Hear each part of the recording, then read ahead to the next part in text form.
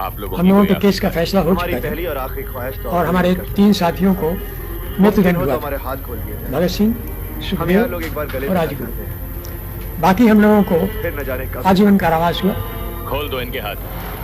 वहाँ से इन लोगों को फांसी देने से पहले हम सभी लोगों को लाहौर केंद्रीय कारागार से मुल्तान भेज दिया गया। रात का समय था। अचानक हमारी कोठरियाँ खुली और हमसे चलने के लिए कहा गया। थोड़ी दूर चलने के बाद जेलर ने पूछा कि अपने साथियों से मिलना चाहोगे?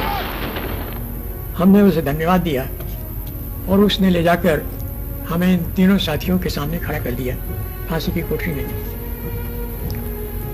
एक एक कर भगत सिंह की कोठरी के सामने से हम सभी लोग गुजर रहे थे। मैं कतार में सबसे पीछे था।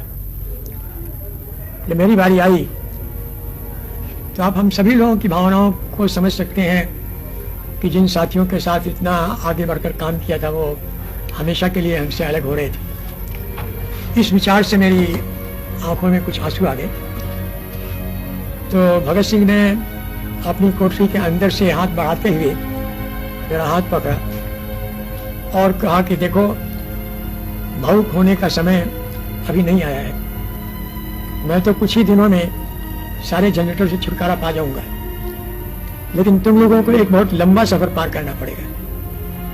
मुझे विश्वास है कि जब तक जिस संकल्प को लेकर हम लोग चले थे वो संकल्प पूरा नहीं हो जाता, तब तक तुम थकोगे नहीं, पस्त नहीं होगे, रास्ते में थक कर बैठ नहीं जाओगे और अंतिम श्वास तक अपने आदर्श के लिए संघर्ष करते रहोगे।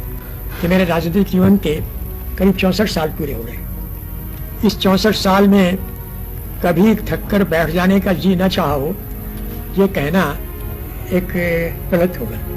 लेकिन जब भी कभी इस तरह के दिल में भाव आए हैं तो भगत सिंह के वो शब्द दिशा निर्देशक के रूप में फिर सामने आ जाते हैं।